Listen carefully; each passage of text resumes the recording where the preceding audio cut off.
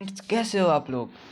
आज हम लोग अपना एटीपी का चैप्टर 5 कंप्लीट करेंगे, जिसका नाम है उपक्रम का चुनाव एवं स्थापना, यानी selection and setting up of an enterprise. तो पहले हम लोग चैप्टर का मीनिंग समझते हैं। चैप्टर में हम लोग ये पढ़ेंगे कि एक किसी भी बिजनेस को या नया इंटरप्राइज को या नया उपक्रम को स्टार्ट करने के लिए क्या क्या ज़रूरी होता है, क्या चीज़ ज़रूरी नहीं होता है, इसके बारे में इस चैप्टर में हम लोग देखेंगे। तो चलिए स्टार्ट करते हैं। पहला नंबर जो क्वेश्चन है उसमें ये कहा जा रहा है कि उपक्रम का चुनाव निर्भर करता है, यानी उपक्रम का चुनाव जो है किस पर निर्भर करता है। Selection of an enterprise depend on, किस पे डिपेंड करता है एक इंटरप्राइज से इस्टेब्लिश्ड होने में या सिलेक्ट होने में। ठीक है, तो ये 2018 में पूछा गया है, तो ये थोड़ा इम्पोर्टेंट क्वेश्चन है, इसको थोड़ा देखिएगा। तो पहला सोल ट्रेडिंग। तो हम लोग जानते हैं बिजनेस बहुत तरह का होता है, जैसे sole trading, partnership firm, joint Hindu family, फिर कंपनी और बहुत सारे इंटरप्राइज। तो सोल ट्रेडिंग ये तो किसी का निर्भर नहीं करता है, किसी के चुनाव पर निर्भर नहीं करता है। राइट टू इंटरप्रेन्योर ये भी निर्भर नहीं करता है, लेकिन सेल्फ एबिलिटी यानी इंटरप्रेन्योर की योग्यता क्या है, इंटरप्रेन्योर का एबिलिटी क्या है, किस तरह का एबिलिटी है, क्योंकि हर एक इंटरप्रेन्योर समान नहीं होता है, कुछ ज़्यादा बेहतर होते हैं तो कुछ थोड़ा कम बेहतर होते हैं। तो उद्यमी की स्वयं की योग्यता यानी सेल्फ एबिलिटी पर यह डिपेंड करता है कि वो कैसा इंटरप्राइज या कैसा उपक्रम को चयन करता है या चुनता है। ठीक है, तो जो हमारा एक का आंसर है वो सी है। दूसरा नंबर क्वेश्चन ये है कि स्थापना में आसान है। ये भी हमारा 2020 में पूछा गया है। जैसे मैंने बोला कि बहुत सारे क्या होता है, कंपनी होता है, बहुत सारे बिजनेस होता है, जैसे sole trading, partnership firm, joint stock company. तो कंपनी में बेसिकली क्या होता है, ये बहुत सारे लोगों से मिल के बनता है। पार्टनरशिप फर्म दो या दो से अधिक लोगों के सहमति से यह मिल के बनता है। ठीक है, लेकिन एक सोल ट्रेडिंग वो अकेला व्यक्ति कभी भी किसी भी समय किसी भी वक्त स्टार्ट कर सकता है। तो सबसे आसान जो फॉर्मेशन में है या स्थापना में है वो एकाकी व्यापार यानी सोल ट्रेडिंग। ये क्वेश्चन भी 2020 में पूछा गया, तो ये भी इम्पोर्टेंट है। चलिए नेक्स्ट नंबर क्वेश्चन जो 3 नंबर कहता है वो ये कहता है कि चुनाव करते समय ध्यान देने योग्य बिंदु है। The point which considered while selecting an enterprise is. ये भी 2016 में पूछा गया है, तो ये भी इम्पोर्टेंट है, इसको भी नोट कीजिएगा। देखिए चुनाव में या बिजनेस का चुनाव में बहुत सारे चीज़ों को ध्यान रखा जाता है। तो सबसे पहले हम लोग देखते हैं कि ऑप्शन में क्या क्या। प्रोडक्ट, हाँ प्रोडक्ट को भी ध्यान रखा जाता है, कौन सा प्रोडक्ट यूज़ करेंगे। मार्केटिंग, कैसा मार्केटिंग करेंगे। पूंजी की उपलब्धता यानी एबिलिटी ऑफ कैपिटल, इसका भी ध्यान रखा जाता है, लेकिन उपयुक्त में से कोई नहीं यानी नॉन ऑफ दिस।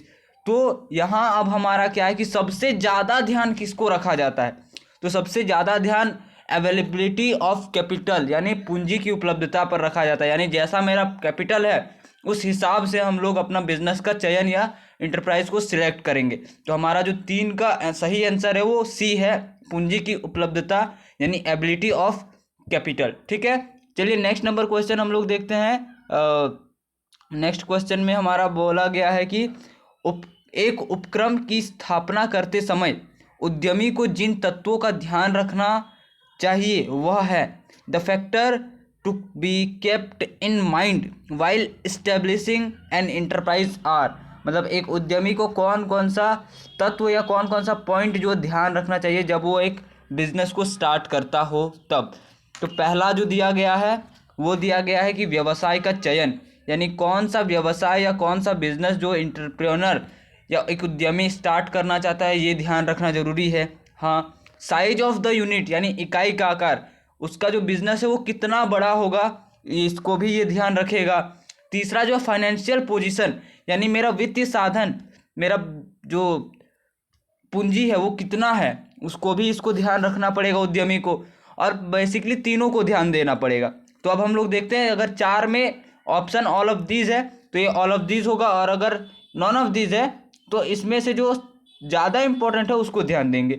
तो हमारा उपयुक्त में से सभी यानी ऑल ऑफ द अबव दिया गया है। तो हमारा बिजनेस का चयन करते समय व्यवसाय का चयन भी ध्यान देखना चाहिए, इकाई का आकार भी और वित्तीय साधन भी। चलिए नेक्स्ट नंबर क्वेश्चन देखते हैं।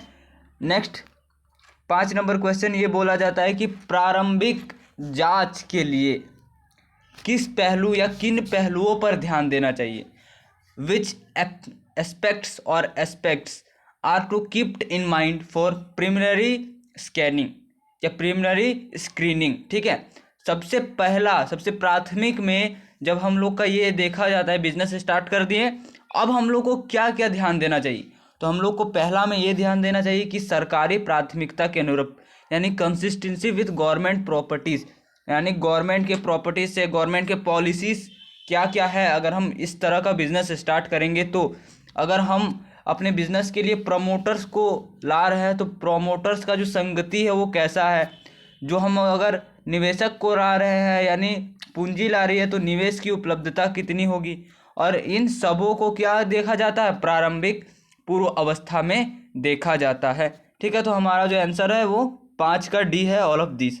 नेक्स्ट जो क्वेश्चन है उसमें ये कहा गया है कि उपक्रम चयन के लिए आवश्यक तत्व है, essential element of selection of an enterprise. जब एक आप इंटरप्राइज सिलेक्ट कर रहे हैं तो आपको क्या क्या जरूरी है ये देखिए। तो पहला गोपनीयता यानी सेक्रेसी, यानी आप जो बता रहे हो, आप जो सोच रहे हो उसको सीक्रेट रखना है, किसी दूसरा को नहीं बताना है। अगर मान लीजिए आपका बिजनेस या किसी एंटरप्रेन्योर का बिजनेस बहुत ही ज़्यादा हद तक बहुत ही प्रॉफिटेबल है या बहुत ही लाभदायक है और उसका बिजनेस का बारे में सभी को पता चल गया, तो जिसके पास साधन ज़्यादा है वो जल्दी ही स्टार्ट कर देगा और जिसका ये आइडिया था वो स्टार्ट नहीं कर पाएगा। तो उपक्रम चयन करते समय या इंटरप्राइज को सिलेक्ट करते समय गोपनीयता यानी सेक्रेसी रखनी चाहिए।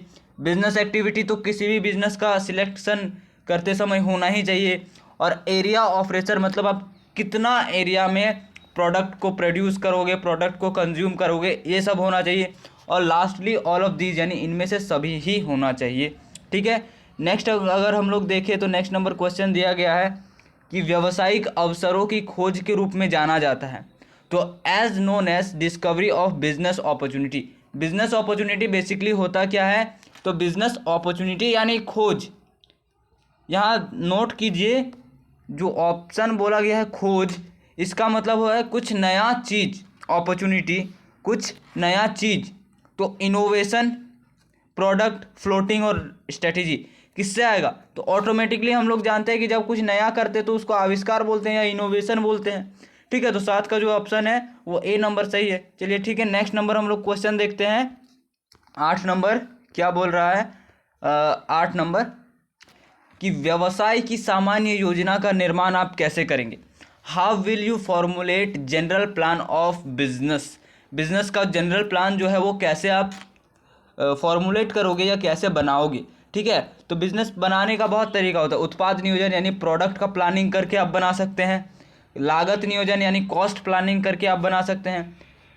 वित्तीय नियोजन यानी फाइनेंशियल प्लानिंग करके आप बना सकते हो। Lastly all of the above यानी इन तीनों के बेसिस में आप बना सकते हो। आपका प्रोडक्ट कैसा होगा, प्रोडक्ट किस बेस में होगा, ये आपका प्रोडक्ट प्लानिंग में आ जाएगा।